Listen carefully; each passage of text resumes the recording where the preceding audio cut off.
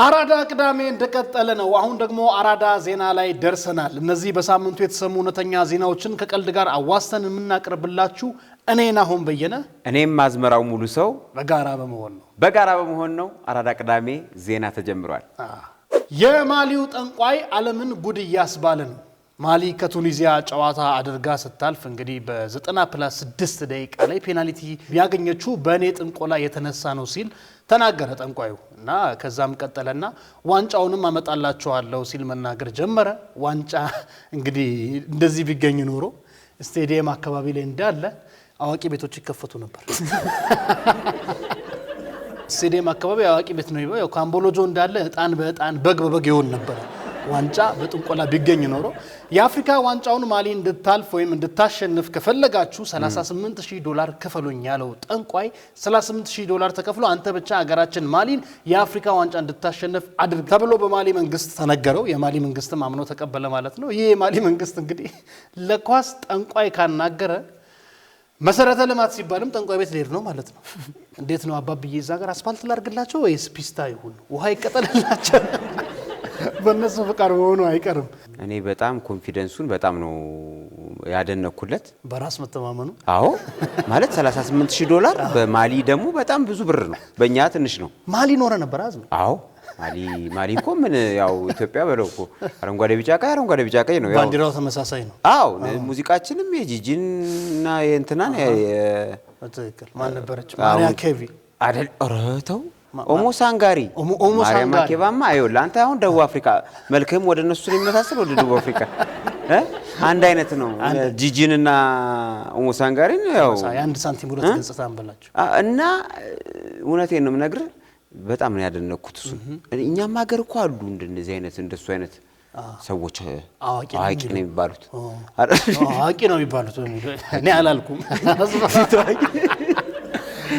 ቢጠቀሙበት አሪፍ ነው። ግን አሁን አፍሪካ ዋንጫ አልተሳካም። እስቲ ቢሎን እንስማውና በዚህም ሁኔታ እንግዲህ ከቀናት በፊት ማሊ ከአፍሪካ ዋንጫ መውደቋን በመመልከት የማሊ ፖሊሶች ይዘውት ለምንድነው ያጭበረበርከን ብለው ሲጠይቁት የጠንቋይ እንዲስል መልስ ሰጥቷል። እንግዲህ የማዛቸው መንፈሶች የማሊና የሴኔጋል ባንዲራ ተመሳሳይ ሆኖባቸው መለየት አልቻሉም።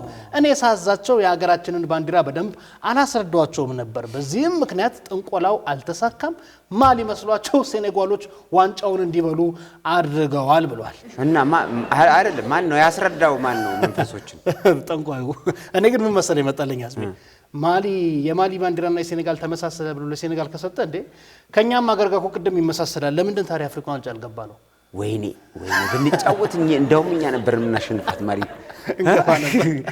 እንገባ ነበር። ተመሳስሎባቸው ባንዲራ ተመሳስሎ ሴኔጋሎች ዋንጫ እንዲበሉ አደረጉ። ባንዲራው ላይ ነው ማለት ነው እንትኑ ሰራው የሚለው ሰውየው ሰርቨሩ ያለው ግድ የለም ግን ለዓለም ዋንጫ እንግዲህ ይሞክር ተስፋ አለ። እኔ ተሳካለትም ተብሎ ሰውየው ማስቀየም የለባቸው። መንግስቱም መጀመሪያ አምኖበት አይደል እንደ እንደዛ የሰጣው እንትኑ ጠበቃ እየሆነ ነው ለአዋቂ ሁሉ። እውነቴን ነው።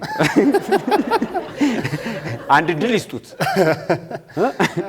በመቀጠል ደግሞ የማሊ መንግስት ለጠንቋዩ $38,000 ከፍሎ ዋንጫ ለመብላት ከሚያስጠነቁል አሁን ይሄን ሐሳብ ነው ገባ። የማሊ መንግስት $38,000 ከሚከፍል ለተጫዋቾቹ ቦነስ ቢሰጣቸው እኮ ያለ ዋንጫውን ላይ ያመጡለት ነበር። በእውነት አንተ ገንዘብ እኮ በጣም ኃይል አለው። በነገራችን እንዳልከው ገንዘብ ከሰጠው አንድ ሰው ምንም የማያደርገው ነገር የለም። በትክክል እንኳን ጎል ማግባት ሌላ ነገር አያገባም እንዴ? $38,000 ያውም ተሰጥቶት በጣም ብዙ ብር ነው። እንግዲህ በአፍሪካ ምንዛሬ ማሊ ኖር ያለው ብሏል አዝሜ። አዎ በእውነት በጣም ብዙ ብር ነው። ግን እውነትም ናሆም እንዳለው ቦነስ ቢሰጠው ለበረኛው አጥር ብረት መዝጊያ ይሆን ነበር። ስለዚህ እኛ ብዙ ጊዜ ማይሳካለን ቦነስ ስለሌለው ነው የምትለኝ አንተ? ይኸውልህ ቦነስ እኮ ማበረታቻ ማለት ነው። ማበረታቻ ነው ቦነስ። በነገራችን ላይ ቦነስ ጉርሻ ነው አይደለም። ጉርሻ በእንግሊዝኛውም ትርጉሙ ልክ አይደለም። አማርኛ አቻ ትርጉሙ የቦነስ ትርጉሙ ጉርሻ ሳይሆን ማበረታቻ ነው። ግን ጉርሻ በእንግሊዝኛ ስታረገው ደግሞ ሌላ ትርጉም ነው የሚይዘው። ምንድነው? ያው ሃንድ ቱ ማውዝ ነው። ከጆዳ ፈረል ነው እንዴ? ይቅርበሉኝ ከጆዳ ወደ ቀጣይ ዜና እንለፍ። ኩላሊት የለገሰችላትን ሰራተኛ ከስራ ያባረረችው ቀጣሪ መነጋገሪያ ሆናለች። ናሆም ለግሳላት አባረረቻት። ኩላሊቷን ለገሰችላት አንድ መልካም ሰራተኛ አለች። እሷን አለቃዋ በደንብ ዳነችና ወደ ቢሮ ስትመለስ አባረረቻት። እኔ ግን አዝሚ በዚህ ዘመን ማለት ነው ኩላሊት ከኩላሊት ጥብስ እያነሰ ነው ዋጋው። እንዴት ነው ቀለል ያለው? በጣም የሚገርምህ እኔ እቺ ሴትዮ ምን አይነት ሙዚቃ አስታወሰችኝ መሰለ? ምነው ኩላሊቴን ምነው የደሜን ስር ምነው ኩላሊቴን ምነው የደሜን ስር የዋለ ያደረ ጥል ያለ ይመስል አየው ተባራሪው አላት። አው ጥላቻው ምንድነው ከኩላሊት ጋር የተያያዘ? ለግሽልሽ እንዴት ታበርኛል? አይገርምህ? አባረረቻት። እሺ እንግዲህ በሰው ልጆች ታሪክ ታይተው ከማይታወቁ እጅግ አሳዛኝና አስገራሚ የሥራ ቦታ በደሎች አንዱ እንግዲህ በሎንግ አይላንድ ተከስቷል። ሎንግ አይላንድ የተባለ አንዲት ሴት ለቀጣሪዋ ህይወት ለመታደግ ኩላሊቷን በለጋስነት ከሰጠች በኋላ ከስራ በመባረር ከፍተኛ ግፍ ተፈጽሞባታል። በጣም የሚገርም ነው ሲመስለኝ። አዝም ተቀጣሪዋ አለቃዋን ደሞዝ ጨምሪልኝ ልትላ ስትል ልትሞትባት ሆነ። ቶሎ ልግስ አድርጋ አሁን ጨምሪልኝ ብላት ኮርስ እውነት ነው ያንተ ያልከው ያስኬዳል።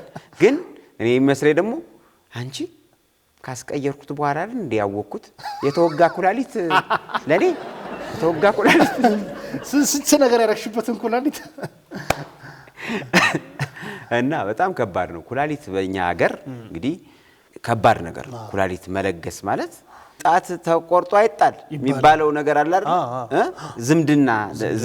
ዝምድና ለመግለጽ የራስን ጣት ቆርጣ አጥለው ይባላል ልጅ ሲያስቸግር። ከዛም በላይ እንግዲህ ኩላሊት ማለት በጣም ትልቅ ነገር ነው። ውስጣዊ አካልህን የሚቆጣጠር ነገር ነው። እሱን ተለግሶልህ ውድም ነው። ከኛ ሀገር አሁን የተለገሰላቸው ሰዎች አሉ ኩላሊት ምን ያህል ለጋሾችን በህይወታቸው እንደሚያመሰግኑ አይተናል።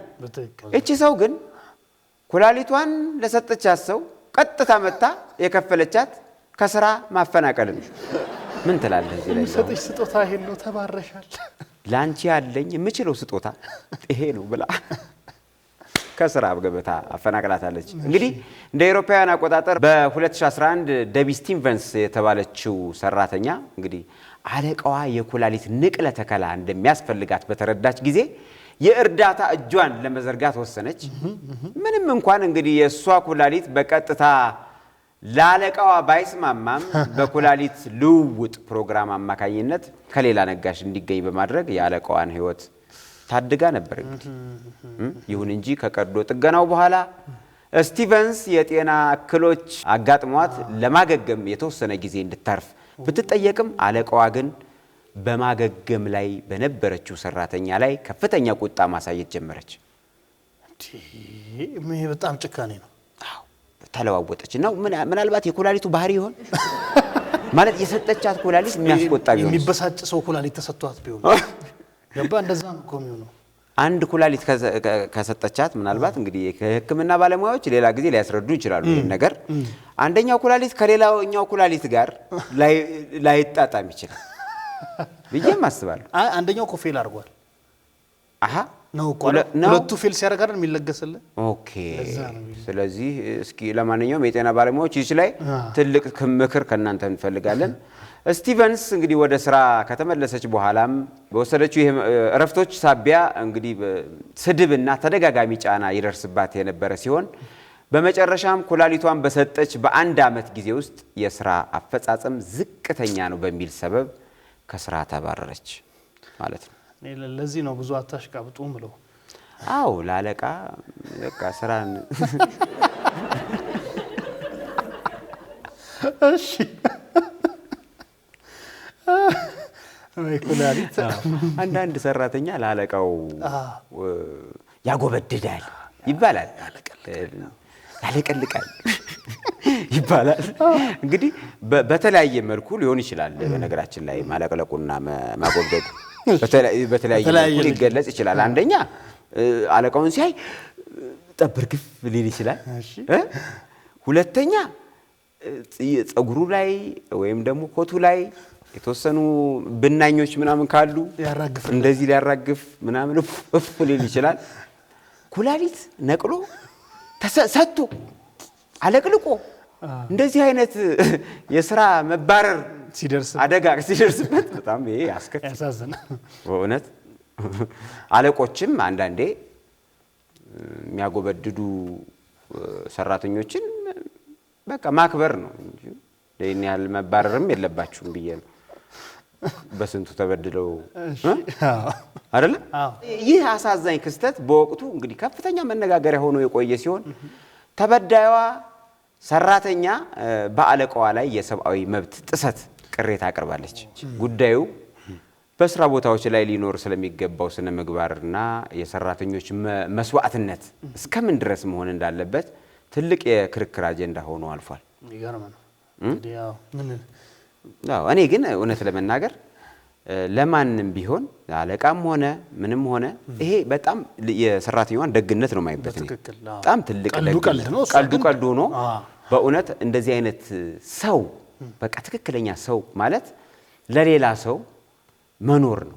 በቃ የሚያስደስተው ለሌላ ሰው መኖር ሰው ሲደሰት ሰው ሲደሰት ማየት።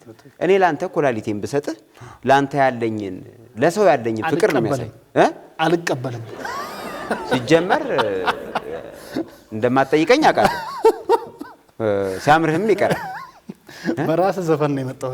አልቀበልም አይ መስጠት በትክክል የሰውን ደስታ ለሰው ደስታ መኖር ማለት በቃ ይሄ ነው ትክክለኛ ሰው ብዬ ነው ማስበው ነው። በትክክል አይደል? አዎ።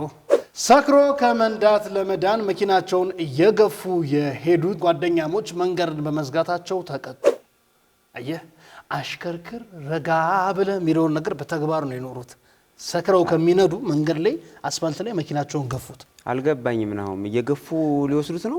እሱን ከዜናው ልንገርህ። እንግዲህ በቻይና የሚኖሩ 3 ጓደኛሞች አልኮል ጠጥተው ካመሹ በኋላ በስካር መንፈስ መንዳት የሚያስከትለውን ጥብቅ ሕግ ተጠያቂነትን በመፍራት መኪናቸውን እየገፉ ለመሄድ መወሰናቸው ታውቋል። እና አስበውን ትራፊክ አስቆሞ እናንተ ጠጥቶ ማሽከርከር እንደማይቻል አታውቁም እንዴ ሲልኛ ገፋን እንጂ ነዳን ነው የሚሆነው። ገፋን እንጂ ነዳን ወይ አድንቄያቸዋለሁ በእውነት። ግን መግፋታቸው ደግሞ የበለጠ እነሱ ላይ ጉዳት ባያደርስ እንኳን ንብረቱ ደግሞ እንደገና ገደል ሊገባ ይችላል። የራሳቸው ምን እንትን ነው አለቻቺ እንትኗ ፈተሽዋ የለች ትራፊኩማ ሊኖረው ይችላል። አበል እንጂ ምን ይሉሃል እኮ እኛም ጋር እኔ በነገራችን ላይ ጠጥቼ አላውቅም መጠጥ። ምን ነው አዝሜ ጠጥቶ አያውቅም። እኔ ምስክር እኔ አልጠጣም። ኤኒዌይ ገፉት ወደ ገፉት ግለሰቦቹ ሞተሩን ሳያስነሱ መኪናውን በእጃቸው በመግፋት ወደ ቤታቸው መጓዝ ሕጋዊ ተጠያቂነትን እንደሚያስቀርላቸው በማሰብ ይህንን ተግባር ለማድረግ ሞክረዋል ነው። ይሁን እንጂ በአካባቢው የነበሩ የፖሊስ አባላት እንቅስቃሴያቸውን ያስቆሟቸው ሲሆን ግለሰቦቹም በወቅቱ መኪናውን እየነዱ ባለመሆኑ የሰክሮ መንዳት ወንጀልን እንዳልፈጸሙ ተከራክረዋል። እንዳልኩ ነው ያ ገፋ እንጂ ነዳ ነው ለምን ታስቆመን ብሎ ነው ነው። ግን ስትገፋው እንደዚህ ጠመዝማዛ መንገድ ከሆነ እኮ መሪውን መያዝ አለበት፣ አንድ ሰው መያዝ አለበት ቢያንስ አይደል? አዎ። ግን ምንድነው መሰለ 3-4 ናቸው፣ ጓደኛሞች ናቸው። ስለዚህ የመሳት አቅሙ አስቸጋሪ ነው። እኔ አሪፍ እኮ ነው ሐሳባቸው፣ ቆንጆ ሐሳባቸው። ሰለሜ ያርገው ከሚነዱ አንደኛ የሚገፉት እስከ የት ድረስ ነው የሚለው መጀመሪያ መረዳት አለብን። እሱ በጣም አሳስበዋል። አሁን ከዚህ እስከ ቡራዩ ብትገፋ እንዴት ነው ዳገት ቁልቁለቱ የምትችለው ነው? ቅርብ ከሆነ ግን ችግር የለውም። አሁን ከዚህ እስከ ተወሰነ እስከ 1 ኪሎ ሜትር 2 ኪሎ ሜትር ልትገፋ ይችላል። መጠጥ ደግሞ ሞቅታው ካለ እኮ አዳማም ልገባ ይችላል። ወለንጭት ይገባል። አዎ። ፖሊሱም እንግዲህ የቀረበውን መከላከያ በመቀበል በስካር የመንዳት ክስ ባይመሰረተባቸውም በዋና መንገድ ላይ መኪና መግፋትና ለትራፊክ አደገኛ የሆነ ክስተትን በመፍጠር የሌሎችን ተጓዦች መንገድ በመዝጋታቸው የገንዘብ ቅጣት ጥሎባቸዋል። ድሮ አንድ ድምጻዊ ነበረኛ ሀገር ትዝ ካለ መንገድ እንደዚህ ዘግቶ የሚዘፍን መኪና ላይ በዜማ አስታውሰኝ። ዜማውማ ቅርቡ አንተ ነህ።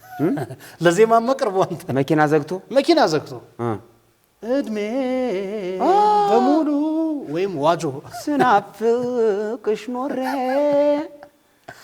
አዎ ይሄ ዘፍኗል እንግዲህ እና አስበዋል ይሄን ክሊፕ እየቀረጸ ትራፊኮች መጥተው መንገድ በማስተካከል ብሎ ቢከሱት እንደማ ተጠጥቷል እያልክ ነው እሱ አላልኩም ለምንድን ነው የምትክደው ኦኬ እንግዲህ ግን ለማክበር የሚደረግ ጥረት የሌሎችን ደህንነት በማያውቅ መልኩ መሆን እንዳለበት ትልቅ ትምህርት የሰጠ ክስተት ሆኖ ተመዝግቧል ያው እውነት ነው እነሱ ህግን ላለመጣስ ሲሉ ግን የሌላውን መንገዱን አጨናነቁት ነው ልጆቹን አድንቂያቸዋለሁ እንትናቸው ህግን ላለመተላለፍ የጣሩት ጥረት እሺ ነገር ግን ከጠጡ አይቀር ደግሞ ደፈር ብለው መኪናዋን ተሸክመዋት ቢሄዱ ለአራት ለአምስት ቅድም አልጠጣም አላልኩም አይ ያው አንዳንዴማ ያው አልፎ እኮ ምን አይ ሰው ንጹህ ነው ብለህ ነው ተግባብተናል ምን አራዳ ቅዳሜ አራዳ ዜና የሳምንቱ ይሄን ይመስሉ ነበረ ፍቅርና ሰላም ለሀገራችን ሳቅና ተድላ ለህዝባችን አራዳ ቅዳሜ ይቀጥላል